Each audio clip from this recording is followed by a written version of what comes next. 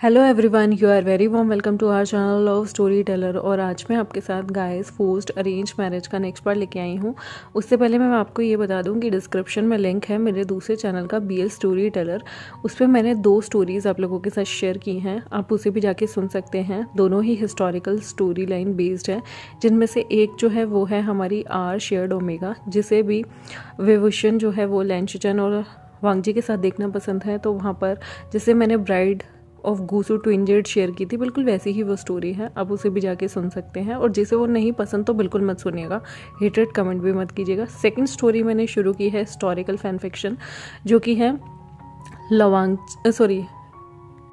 Little lion demon, जिसमें लवांगजी जो है बॉटम है। और वो यहाँ पर सारी स्टोरीज़ में वी जो है विभूषण जो है वो हमारा गुसू जाता है और प्यार होता है। यहाँ पर पहली बार लवांगजी युनमग आ रहा है और उनके बीच में कैसे प्यार होगा। लवांगजी एक छोटा सा लिटिल डीमन होता है, तो देखते हैं उनके बीच में क्या क्या स्टोरी रहेगी। अगर आपको स्टोरी लाइन और इसके बारे में जानकर थोड़ी एक्साइटमेंट हो रही है तो सेकेंड चैनल को विजिट करें, उन स्टोरीज़ को ज़रूर सुनें। Thank you very much. चलिए आज के एपिसोड को हम शुरू करते हैं। जैसे कि आपने पिछले एपिसोड में देखा था, विभूषण बहुत ज़्यादा टूटा टूटा फील कर रहा था, बिकॉज उसने कभी भी एक्सपेक्ट नहीं किया था कि वांगजी उसे धोखा दे देगा। हाँ, मनगढ़ंत तो हर बंदे के मन में बहुत सारे डाउट्स आते रहते हैं और वो ये भी सोचता रहता है कि कहीं चक्कर तो नहीं है, ये वो फलाना ढिकड़ा, ना जाने कितने सैकड़ों थॉट्स होते हैं जो हम लोग जब ओवर थिंक करते हैं तो हमारे माइंड में आ ही जाते हैं। पर विभूषण ने कभी यही नहीं सोचा था कि उसके जो ओवर थिंक करने की चीज़ है वो उसके सामने आ जाएगी और वो इतनी बैड टर्म्स में आएगी कि उसने कभी ये नहीं सोचा था लंजा उसे सच में चीट कर देगा। और लिटरली वो इतना ज़्यादा हार्ट ब्रोकन था ना। यहाँ पर वांगजी ने अपने ब्रदर से हेल्प मांगी थी और उसके ब्रदर उसकी हेल्प के लिए उसके घर आते हैं। वो जब घर आते हैं तो वो पहले लंजा से मिलते हैं। लंजा उन्हें बताता है कि विंग अपने रूम में बैठा हुआ है, दोनों बच्चों को भी रूम में रखा हुआ है। और यहाँ पर वो विंग बिल्कुल भी उससे बात करने के लिए रेडी नहीं है। तो लैंशचन कहते हैं, वांगजी तुम चिंता मत करो, मैं विंग से बात करता हूँ, मैं तुम्हारा भाई हूँ और विंग ना कभी भी मुझे डिनाई नहीं करेगा किसी चीज़ के लिए, क्योंकि विंग बहुत रिस्पेक्ट करता है लैंशचन की। यहाँ पर लैंशचन ऊपर जाते हैं और वो देखते हैं विंग कितना ज़्यादा मुंह फुलाकर बैठा हुआ है, दोनों बच्चों के साथ खेल रहा है, हंसी मजाक कर रहा है, पर उसकी आंखें सूजी हुई है, चेहरा उतरा हुआ है, ज़बरदस्ती की मुस्कान वो अपने बच्चों के सामने अपने चेहरे पे रखे हुए था। तो वो वहाँ पर जाकर बड़े प्यार से कहते हैं, विंग क्या हुआ तुम्हें। विंग जैसे ही लैंशचन को देखता है ना, लिटरली वो इतनी देर से अपने आंसुओं को दबाए हुए था, चुप था, हंस रहा, मुस्कुरा रहा था, लेकिन एकदम से उन्हें देखते ही ना वो बहुत बुरी तरह से रोने लग जाता है। और ये देखते ही शिचन उसके पास आते हैं, उसे चुप कराते हैं। विंग रोते रोते कहता है, शिचन का वांगजी ने मुझे धोखा दिया, उसने मुझ पर चीट किया है शिचन का, मैं उसे बिल्कुल नहीं छोड़ूंगा और मैं उसके साथ बिल्कुल नहीं रहूँगा, मुझे नहीं रहना उसके साथ, वो बहुत बुरा है। यहाँ पर वो बहुत ज़्यादा रोने लगता है। तो शिचन पहले तो उसे चुप कराते हैं कि विंग प्लीज़ चुप हो जाओ, विंग रो मत। यहाँ पर विंग कहता है शिचन का, आज मुझे रोने दीजिए, मैंने ना जाने कितने टाइम से अपने दिल दिमाग में हर चीज़ ना रोक के रखी हुई थी, आज मैं अपने इमोशंस को रोकना नहीं चाहता शिचन का। अगर आज भी मैं नहीं रो पाया तो मुझे नहीं लगता कि लाइफ में मैं थोड़ा स्टेबल रह पाऊँगा, प्लीज़ मुझे मत रोकिए। वो उनके गले लग के बहुत रोता है, बहुत रोता है। और जब वो बिल्कुल रो रो के थक जाता है, शांत हो जाता है, उसका मन का गुमार सारा निकल जाता है और जब वो हल्का फील करता है, तब शिचन कहते हैं, विंग तुम ठीक हो क्या, मैं तुम्हारे लिए पानी लेके आऊँ।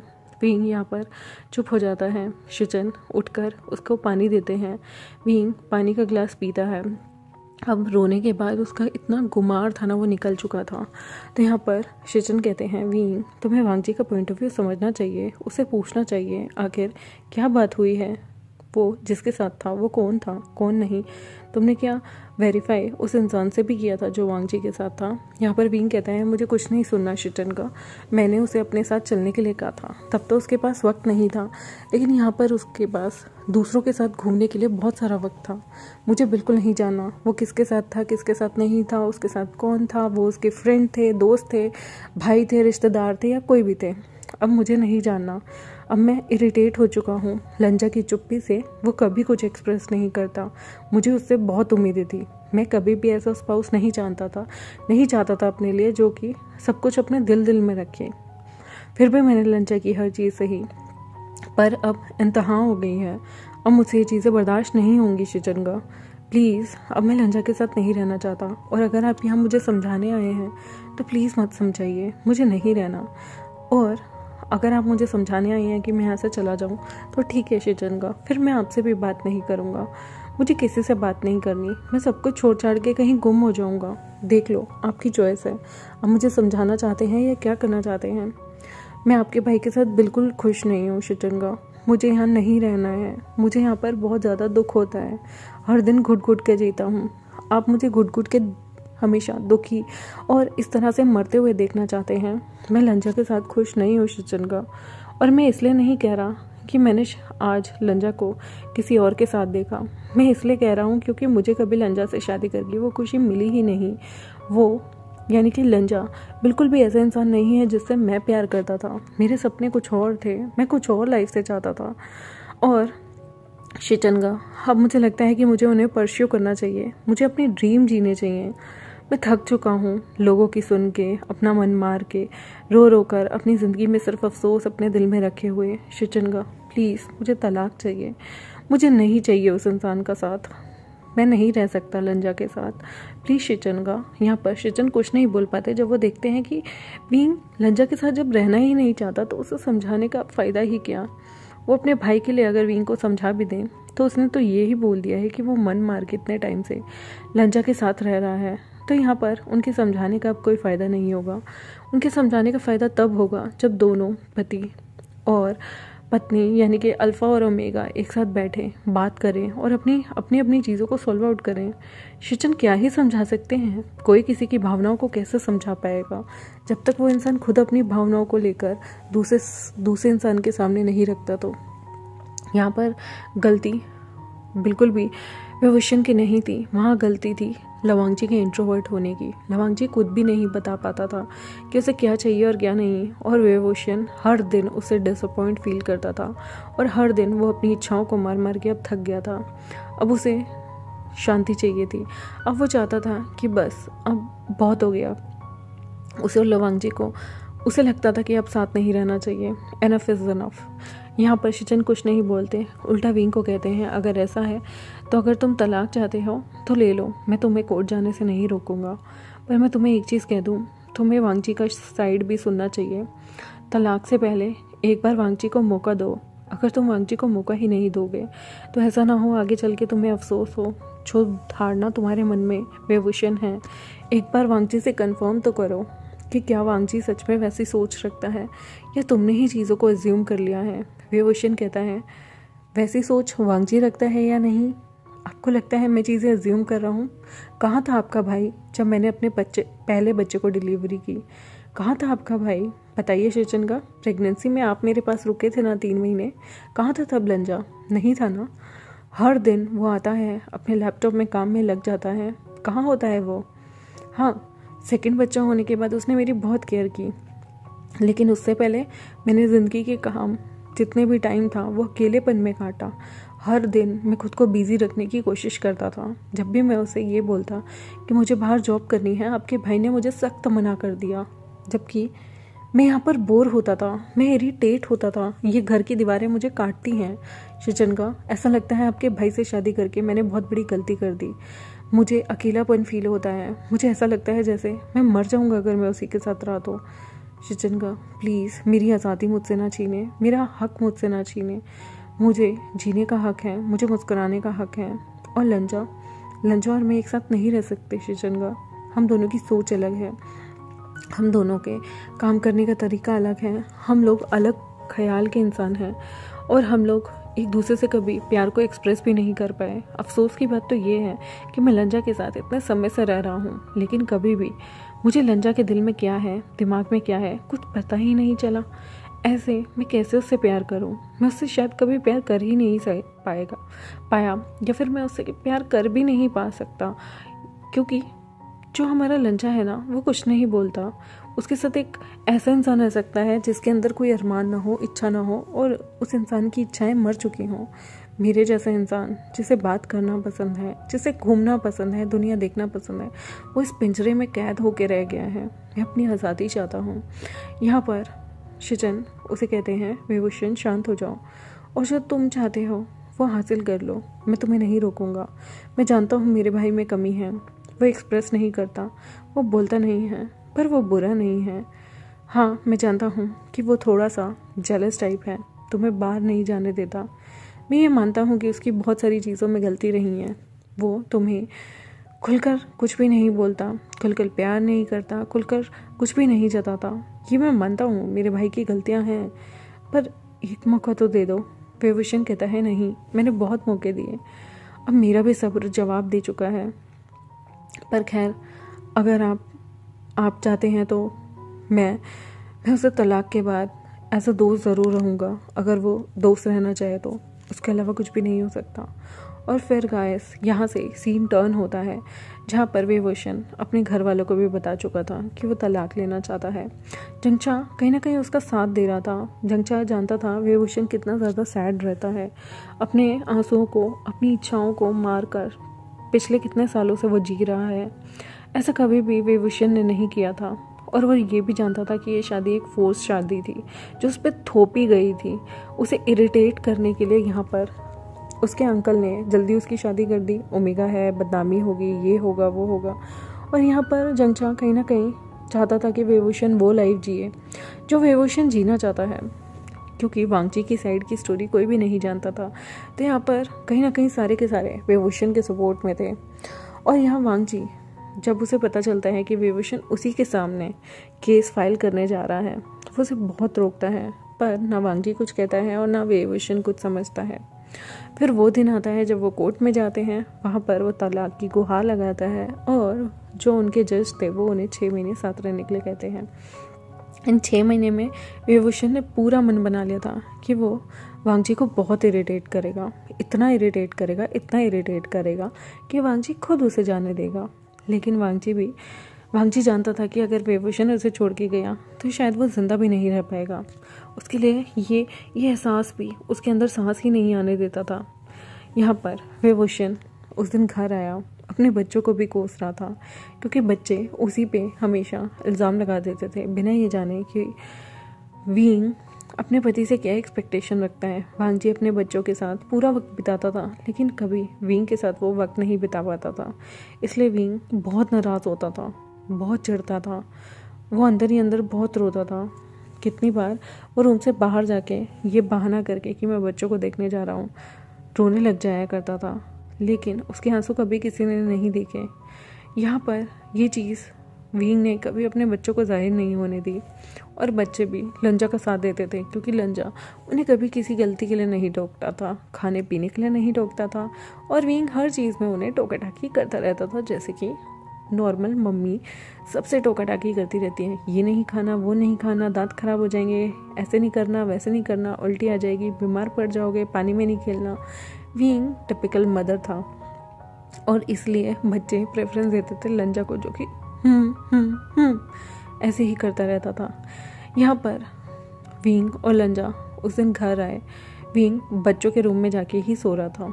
3 दिन तक वींग ऐसे ही सोता है।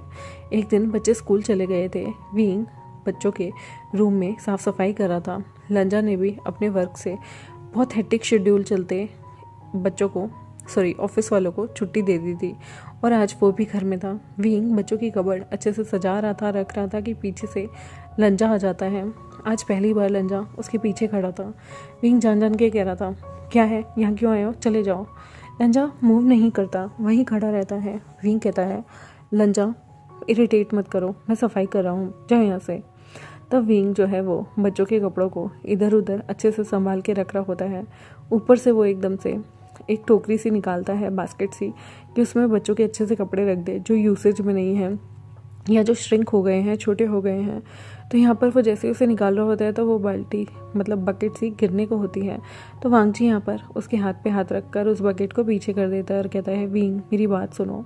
वींग कहता है, मुझे नहीं सुनना और थैंक यू हेल्प के लिए, अब तुम जा सकते हो। यहाँ पर वांगची उसे पीछे से टाइट हक कर लेता है। वींग जो कि एकदम से मोशनलेस हो जाता है, उसने एक्सपेक्ट नहीं किया था कि वांगची कभी उसे पीछे से हक करेगा।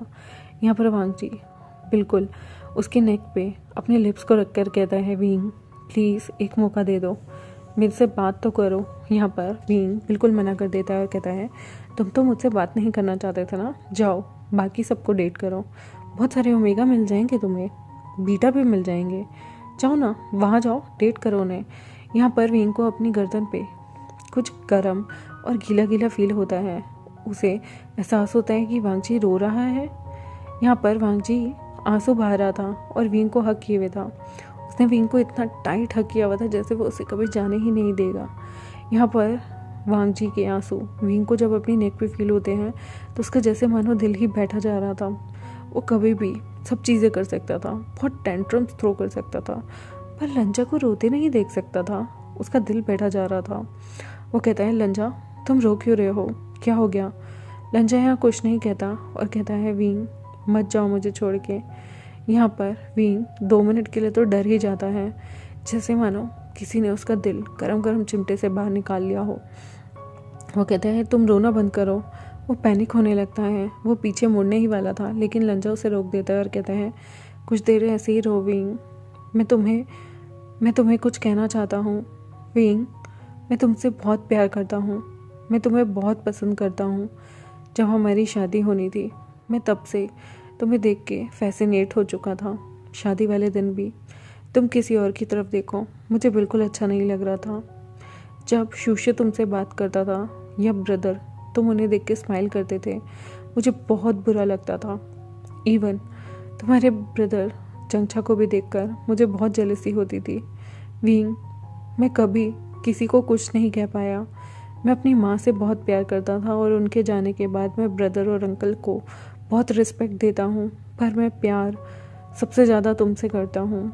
मदर के जाने के बाद मेरे दिल के सबसे करीब तुम हो, और अगर तुम मुझे छोड़ के चले गए तो मैं तुम्हें लिख के देता हूँ, इस घर में सिर्फ मेरी लाश मिलेगी विंग, क्योंकि मैं तुम्हारे बिना नहीं रह सकता। मुझे नहीं आता, पर मैं तुमसे किसी से बात कैसे करते हैं, कैसे रहते हैं, एक्सप्रेस कैसे करते हैं, पर मैं सब सीख लूँगा विंग। मुझे सिखाओ कि कैसे क्या किया जाता है, कैसे अपनी इच्छाओं को व्यक्त किया जाता है। मुझे छोड़ के मत जाओ विंग। तुमने मुझे प्रॉमिस किया था दुख सुख में साथ रहने का। ज़िंदगी के कितने भी बुरे पल हों तुम मेरे साथ रहोगे, उन पलों को निभाओगे। तुम मुझे कैसे छोड़ के जा सकते हो विंग? क्या तुम वो सारी कस्में वादे भूल गए? मैं जानता हूँ तुम्हें गुस्सा है कि जब हमारी बेटी पैदा हुई तो मैं वहाँ नहीं था, पर उसका एक रीज़न था विंग, मेरे ऊपर फ्रॉड का केस हो गया था। अगर मैं उस दिन कुछ टाइम के लिए नहीं जाता तो मुझे जेल हो जाती, और उसके बाद तुम प्रेगनेंसी के 9 मंथ में थे। तुम्हें कुछ हो जाता ये खबर सुनने के बाद, और बच्चे को कुछ हो जाता तो मैं नहीं सह सकता था। इसलिए मैंने तुम्हें स्ट्रेस देने के लिए सब कुछ मना कर दिया। मैंने तुम्हें नहीं बताया कि मेरे ऊपर क्या बीत रही है। उसके बाद तुम फिर से बहुत जल्दी प्रेग्नेंट हो गए दूसरे बेबी के साथ। मेरा केस अभी ख़त्म नहीं हुआ था। जिन 3 महीने में बाहर गया था मेरी मजबूरी थी, क्योंकि मैं तुम तक वो बात नहीं लाना चाहता था। बहुत बड़ा मैटर हो गया था। मेरी कंपनी बंद हो जाती, मैं अनएम्प्लॉयड भी हो जाता और मुझे जेल भी हो जाती, पर मैं तुम्हें इस तरह से दुख में नहीं देख सकता था। इसलिए मैंने तुम्हारी प्रेगनेंसी के चलते तुम्हें बिना स्ट्रेस दिए ये सब खुद झेला विंग। मैंने कभी तुम पे चीट नहीं किया है, मैं अपनी मॉम की कसम खा के कहता हूँ। यहाँ पर लंजा रो रहा था और ये सब बोल रहा था। विंग का तो जैसे मानो दिल ही रुक रहा था। यहाँ पर लंजा कहता है, ब्रदर ने मुझे बताया तुम काम करना चाहते हो, आज़ादी चाहते हो, पर मैं तुम्हें एक चीज़ बताना चाहता हूँ। मैं डर गया था उस इंसिडेंट के बाद जब मेरे साथ फ्रॉड हुआ। मुझे डर लग रहा था कि अगर तुम बाहर जाके काम करोगे और किसी ने तुम्हारे साथ भी इस तरह की चालाकी की और तुम्हें फंसाने की कोशिश की। घर पे हमारे 2 बच्चे हैं। मैं डर गया था ये सोचकर कि अगर तुम्हें कुछ हो जाता है तो मैं कैसे जीऊँगा, इन बच्चों को क्या कहूँगा, कैसे समझाऊँगा इन्हें कि तुम कहाँ हो। और तुम बहुत चुलबुले हो, आसानी से लोगों पे ट्रस्ट कर लेते हो, आसानी से लोगों के साथ घुल मिल जाते हो और लोग तुम्हारा फ़ायदा उठा सकते हैं इसलिए मैं डरता था, पर मुझे नहीं पता था कि तुम्हारे मन में क्या चल रहा है। और अगर तुम काम करना चाहते हो ना, तुम कर सकते हो, मैं नहीं रोकूंगा विंग, बस मुझे छोड़ के मत जाओ। यहाँ पर लंजा और भी ज़्यादा टाइट विंग को पकड़ लेता है और कहता है, जब तक तुम मुझे ये नहीं कहोगे कि तुम मुझे छोड़ के नहीं जाओगे, तुम कुछ भी कर लो। तुम्हें डिवोर्स लेना है ना, मैं नहीं दूंगा, लेकिन अगर तुम ये प्रॉमिस करते हो कि तुम इस घर में मेरे साथ सारी ज़िंदगी रहोगे, मुझे प्यार करोगे, तो तुम्हें डिवोर्स लेना है, तुम ले लो। तुम एक सिंगल इंसान की तरह यहाँ रह सकते हो, पर तुम मुझे छोड़ के नहीं जा सकते। तुम्हारी लाइफ में अगर कोई और आएगा तो कोई बात नहीं, मैं तुम्हें तब जाने दूंगा, लेकिन उससे पहले नहीं जाने दे सकता विंग। मैं तुमसे और सिर्फ तुमसे प्यार करता हूँ। मुझे प्रॉमिस करो तुम मुझे छोड़ के नहीं जाओगे। अगर तुम जाओगे तो याद रखना उस दिन ये मेरी ज़िंदगी का आखिरी दिन होगा। विंग की तो जैसे सांसें अटक गई थी लंजा के ये कन्फेशन सुन के। लंजा यहाँ विंग को अपनी साइड खींचता है और यहाँ पर उसकी आंखें बहुत ज़्यादा लाल हो गई थी। विंग ने अब नोटिस किया कि लंजा कुछ दिनों से बहुत ज़्यादा रो रहा है और वो एकदम से हक्का बक्का रह जाता है। यहाँ पर वो विंग के हाथों को अपने हाथों में लेके किस करने लगता है और विंग को बहुत टाइटली हक कर लेता है और वो उसके बाद घुटनों के बल बैठकर वांगजी हाथ जोड़कर विंग के सामने रोने लगता है और कहता है, मुझे छोड़ के मत जाओ विंग। अगर तुम चले गए ना तो मैं ज़िंदा नहीं रह पाऊँगा। मैं कभी भी किसी से इतना प्यार नहीं किया जितना मैं तुमसे करता हूँ। प्लीज़ मुझे एक चांस दो। तुम जैसा चाहते हो मैं वैसा बनूँगा। तुम्हें फ्रीडम चाहिए, तुम ले लो। तुम्हें जो करना है तुम ले लो। मेरे पैसे ले लो, मेरा घर ज़मीन जायदाद ले लो, पर मुझे अकेला मत करो। मेरी ज़िंदगी तुम हो विंग, और अगर तुम इस ज़िंदगी में नहीं हो तो इस ज़िंदगी के कोई मायने नहीं हैं। यहाँ पर विंग को पता चलता है कि शिट, उससे ये क्या हो गया। वो तो अपनी ही ख्यालों में ये सोचता था कि लंजा जो है एक विलन जैसा इंसान है जिसे वो कभी समझ नहीं पाया, लेकिन यहाँ तो उल्टा हो गया। लंजा तो उससे इतना प्यार करता है, वो इतना बेवकूफ़ कैसे हो सकता है। यहाँ लंजा रोते रोते बोलता है, उस दिन मेरी फ्रेंड के पति के साथ बहुत बुरा हादसा हुआ है। वो बहुत बुरी कंडीशन में है जिसकी वजह से उसे पैसों की ज़रूरत थी और मैं वहाँ गया। ये एक इमरजेंसी थी, मुझे नहीं पता था आगे सिचुएशन क्या होने वाली है। विंग, मैं कसम खा के कहता हूँ कि मैं कभी किसी के साथ कोई नाजायज़ संबंध नहीं रख सकता, क्योंकि मेरे लिए मेरा प्यार, मेरी ज़िंदगी, मेरा सब कुछ तुम हो। यहाँ पर विंग को लिटरली ना दिल पे ऐसा लग रहा था जैसे किसी ने बहुत बड़ी हथौड़ी मार दी हो। अचानक से विंग की आंखों से भी आंसू गिरते हैं और वो एकदम से कहता है, लंजा खड़े हो, तुम ऐसे क्यों बैठे हो।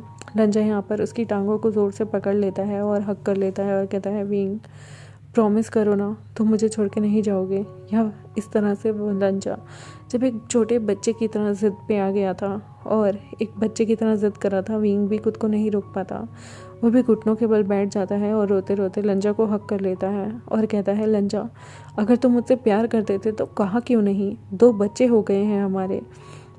तुमने कभी प्रेगनेंसी में भी मेरे बच्चों से बात करने की कोशिश नहीं की। लंजा रोते रोते कहता है, मैं तुम्हारे सोने का वेट करता था ताकि तुम्हें ये ना लगे कि मैं कैसा हूँ। मैं बच्चों से बात करता था विंग, पर तुम्हारे सोने के बाद, क्योंकि मुझे ऐसा लगता था कि अगर मैं तुम्हारी बेली को टच करूँगा कहीं तुम्हें ऑकवर्ड ना लग जाए, कहीं तुम्हें ऐसा ना लगे कि मैं बहुत रूड हो रहा हूँ या फिर मैं बहुत किडिश हूँ। पता नहीं, मुझे बहुत डर लगता था तुम मेरे बारे में क्या ओपिनियन रखोगे। ये सोच सोच के मेरा दिल कांपता था। मुझे डर लगता था कि विंग तुम क्या सोचोगे, कि मैं कितना सॉफ्ट हार्ट अल्फ़ा हूँ।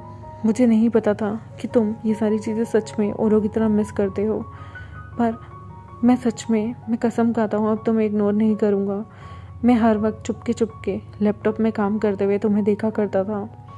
मुझे पता था तुम्हें कोई ना कोई न्यूज़ देखना, मूवी देखना कितना पसंद है। तुम हंसते थे, मुस्कुराते थे। मुझे एक एक चीज़ पता होती थी। मेरा सारा ध्यान तुम पे होता था। ऐसा नहीं है कि मेरा ध्यान तुम पे नहीं होता था, बट मुझे शर्म आती थी तुम्हें सब कुछ कहने में। हीट अगर मुझे ना आए और मैं अल्फ़ा नहीं होता तो शायद अब तक मैं तुम्हारे टच करने से भी डरता।